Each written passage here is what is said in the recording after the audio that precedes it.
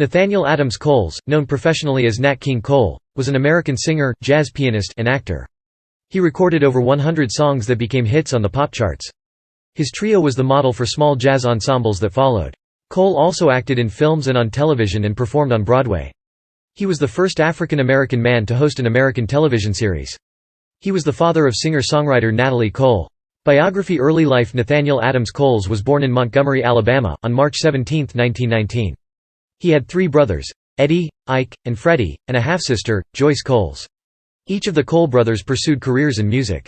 When Nat King Cole was 4 years old, the family moved to Chicago, Illinois, where his father, Edward Coles, became a Baptist minister. Cole learned to play the organ from his mother, Perlina Coles, the church organist. His first performance was, "Yes, We Have No Bananas," at the age of 4. He began formal lessons at 12, learning jazz, gospel, and classical music on piano, from Johann Sebastian Bach to Sergei Rachmaninoff. As a youth, he joined the News Delivery Boys, Bud Billiken Club, band for the Chicago Defender. The Cole family moved to the Bronzeville neighborhood of Chicago, where he attended Wendell Phillips Academy High School, the school Sam Cooke attended a few years later. He participated in Walter Diet's music program at DuSable High School. He would sneak out of the house to visit clubs, sitting outside to hear Louis Armstrong, Earl Hines, and Jimmy No One. Early career. When he was 15, Cole dropped out of high school to pursue a music career. After his brother Eddie, a bassist, came home from touring with Noble Sissle, they formed a sextet and recorded 2 singles for Decca in 1936 as Eddie Cole's Swingsters. They performed in a revival of the musical Shuffle Along. Nat Cole went on tour with the musical. In 1937, he married Nadine Robinson, who was a member of the cast. After the show ended in Los Angeles, Cole and Nadine settled there while he looked for work. He led a big band, then found work playing piano in nightclubs. When a club owner asked him to form a band, he hired bassist Wesley Prince and guitarist Oscar Moore. They called themselves the King Cole Swingsters after the nursery rhyme in which, Old King Cole was a merry old soul.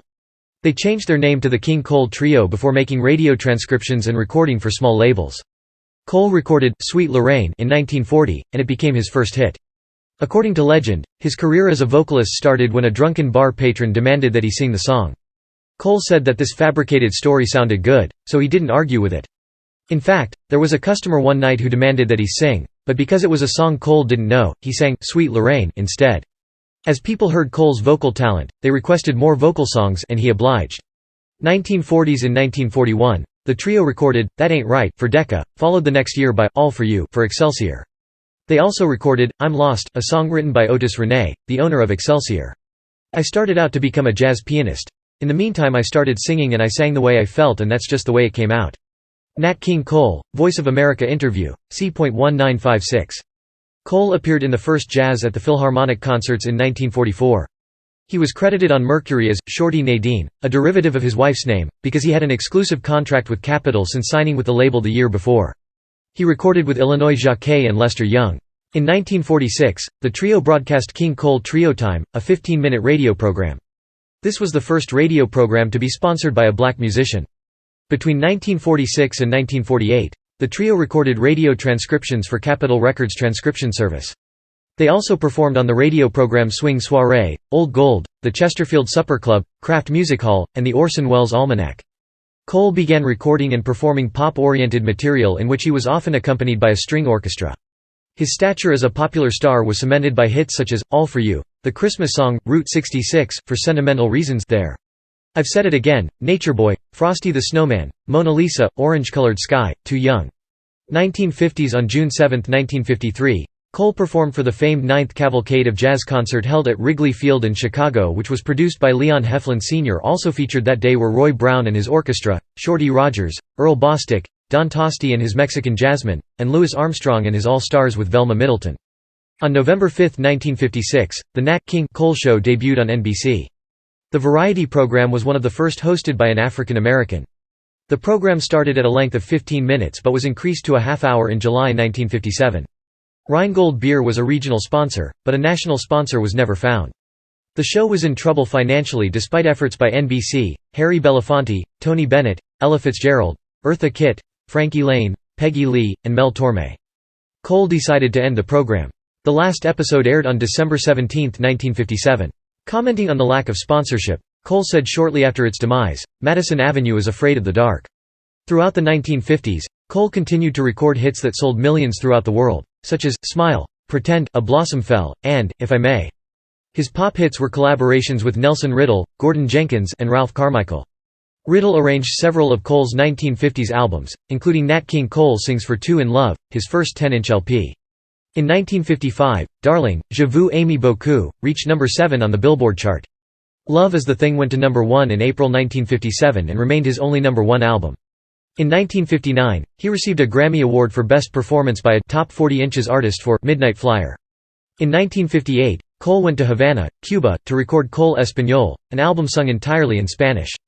It was so popular in Latin America and the US that it was followed by 2 more Spanish-language albums, A Mis Amigos and More Cole Español. After the change in musical tastes, Cole's ballads appealed little to young listeners, despite a successful attempt at rock and roll with "Send for Me," which peaked at number 6 on the pop chart. Like Dean Martin, Frank Sinatra, and Tony Bennett, he found that the pop chart had been taken over by youth-oriented acts.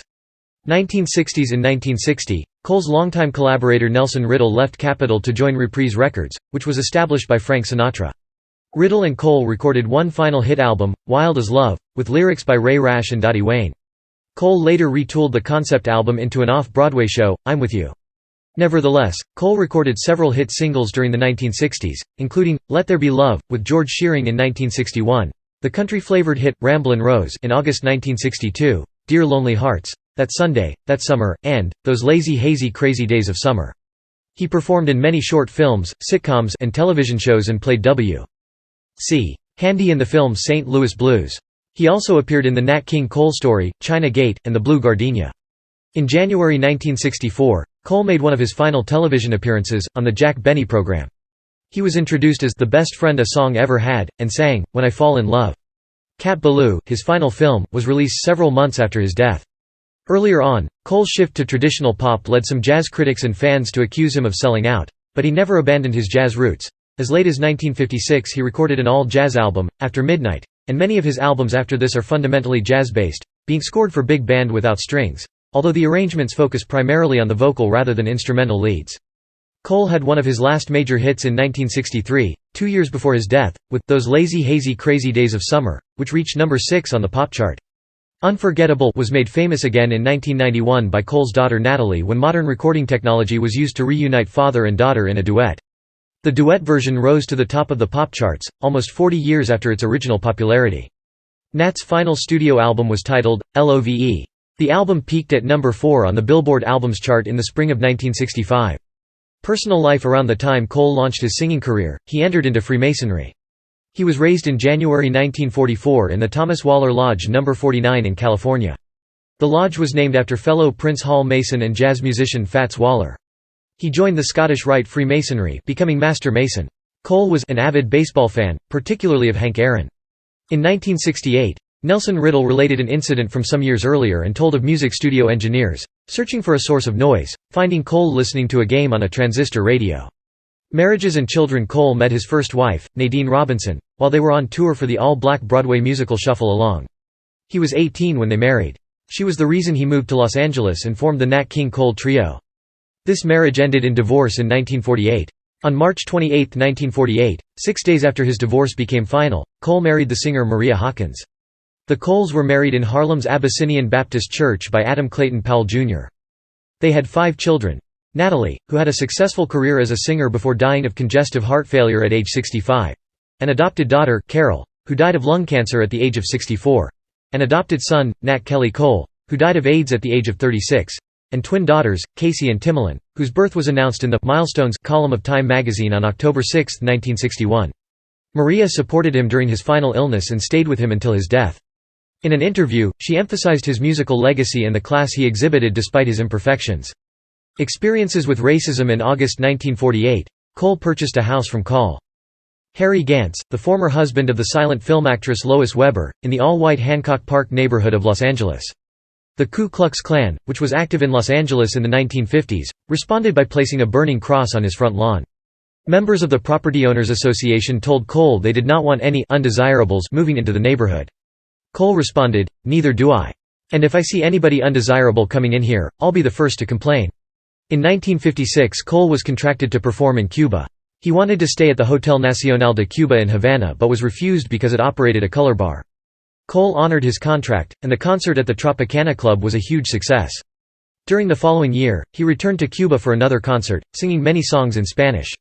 In 1956, Cole was assaulted on stage during a concert in Birmingham, Alabama, with the Ted Heath Band while singing the song, "Little Girl." Having circulated photographs of Cole with white female fans bearing incendiary boldface captions reading, "Cole and his white women," and, "Cole and your daughter," 3 men belonging to the North Alabama Citizens Council assaulted Cole, apparently attempting to kidnap him. The 3 assailants ran down the aisles of the auditorium towards Cole. Local law enforcement quickly ended the invasion of the stage, but in the ensuing melee Cole was toppled from his piano bench and injured his back. He did not finish the concert. A 4th member of the group was later arrested. All were tried and convicted. Cole received a slight back injury during the scuffle. 6 men, including 23-year-old Willie Richard Vinson, were formally charged with assault with intent to murder him, but later the charge against 4 of them was changed to conspiracy to commit a misdemeanor. The original plan to attack Cole included 150 men from Birmingham and nearby towns. After being attacked in Birmingham, Cole said, "I can't understand it. I have not taken part in any protests. Nor have I joined an organization fighting segregation. Why should they attack me?" Cole said he wanted to forget the incident and continued to play for segregated audiences in the South. He said he could not change the situation in a day. He contributed money to the Montgomery bus boycott and had sued northern hotels that had hired him but refused to serve him. Thurgood Marshall, the chief legal counsel of the NAACP, called him an Uncle Tom and said he should perform with a banjo. Roy Wilkins, executive secretary of the NAACP, wrote him a telegram that said, "You have not been a crusader or engaged in an effort to change the customs or laws of the South. That responsibility, newspapers quote you as saying, you leave to the other guys. That attack upon you clearly indicates that organized bigotry makes no distinction between those who do not actively challenge racial discrimination and those who do. This is a fight which none of us can escape. We invite you to join us in a crusade against racism." The Chicago Defender said Cole's performances for all white audiences were an insult to his race. The New York Amsterdam News said that, "Thousands of Harlem blacks who have worshipped at the shrine of singer Nat King Cole turned their backs on him this week as the noted crooner turned his back on the NAACP and said that he will continue to play to Jim Crow audiences. To play, Uncle Nat's discs," wrote a commentator in the American Negro, "would be supporting his traitor ideas and narrow way of thinking." Deeply hurt by the criticism in the black press, Cole was chastened. Emphasizing his opposition to racial segregation in any form, he agreed to join other entertainers in boycotting segregated venues. He paid $500 to become a lifetime member of the Detroit branch of the NAACP. Until his death in 1965, Cole was an active and visible participant in the civil rights movement, playing an important role in planning the March on Washington in 1963. Politics. Cole performed in 1956 for President Dwight D. Eisenhower's televised birthday celebration. At the 1956 Republican National Convention, he sang, "That's All There Is to That," and was greeted with applause. He was also present at the Democratic National Convention in 1960 to support Senator John F. Kennedy. He was among the dozens of entertainers recruited by Frank Sinatra to perform at the Kennedy Inaugural Gala in 1961. Cole consulted with President Kennedy and his successor, Lyndon B. Johnson, on civil rights. Illness and death. In September 1964, Cole began to lose weight and he experienced back problems. He collapsed with pain after performing at the Sands Hotel in Las Vegas. In December, he was working in San Francisco when he was finally persuaded by friends to seek medical help. A malignant tumor in an advanced state of growth on his left lung was observed on a chest X-ray. Cole, who had been a heavy cigarette smoker, had lung cancer and was expected to have only months to live. Against his doctor's wishes, Cole carried on his work and made his final recordings between December 1 and 3 in San Francisco, with an orchestra conducted by Ralph Carmichael. The music was released on the album Love shortly before his death. His daughter noted later that he did this to assure the welfare of his family. Cole entered St. John's Health Center in Santa Monica on December 7, and cobalt therapy was started on December 10. Frank Sinatra performed in Cole's place at the grand opening of the new Dorothy Chandler Pavilion of the Los Angeles Music Center on December 12. Cole's condition gradually worsened, but he was released from the hospital over the New Year's period. At home, Cole was able to see the hundreds of thousands of cards and letters that had been sent after news of his illness was made public. Cole returned to the hospital in early January. He also sent $5,000 to actress and singer Gunilla Hutton, with whom he had been romantically involved since early 1964. Hutton later telephoned Maria and implored her to divorce him. Maria confronted her husband, and Cole finally broke off the relationship with Hutton. Cole's illness reconciled him with his wife, and he vowed that if he recovered he would go on television to urge people to stop smoking. On January 25, Cole's entire left lung was surgically removed. His father died of heart problems on February 1.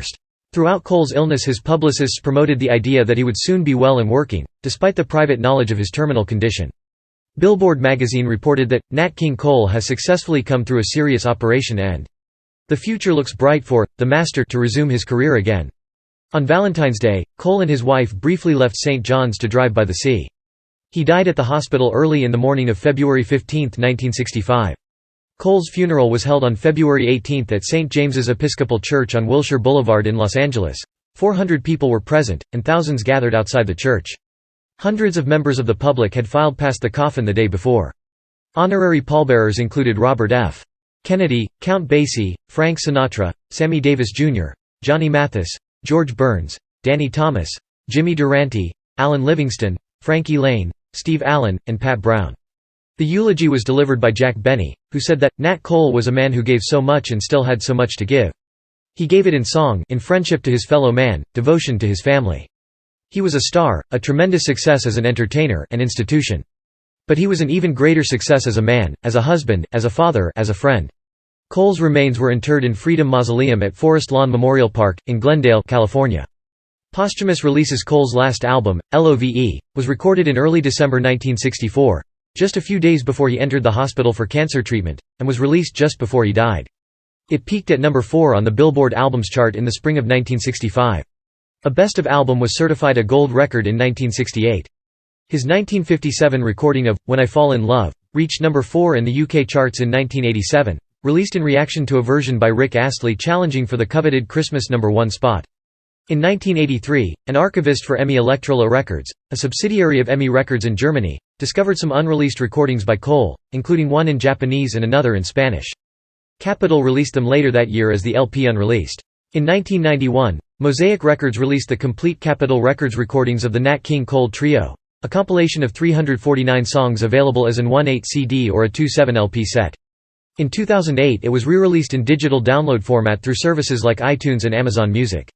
Also in 1991, Natalie Cole recorded a new vocal track that was mixed with her father's 1961 stereo re-recording of his 1951 hit, Unforgettable, for a tribute album of the same title. The song and album won 7 Grammy Awards in 1992 for Best Album and Best Song. Awards and honors. Cole was inducted into the Alabama Music Hall of Fame and the Alabama Jazz Hall of Fame. He was awarded the Grammy Lifetime Achievement Award in 1990. He was inducted into the Downbeat Jazz Hall of Fame in 1997 and the Hit Parade Hall of Fame in 2007.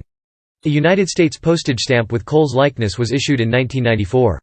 He was inducted into the Rock and Roll Hall of Fame in 2000 and the Latin Songwriters Hall of Fame in 2013. Cole's success at Capitol Records, for which he recorded more than 150 singles that reached the Billboard Pop, R&B, and Country charts, has yet to be matched by any Capitol artist. His record sold 50 million copies during his career. His recording of The Christmas Song still receives airplay every holiday season, even hitting the Billboard Top 40 in December 2017.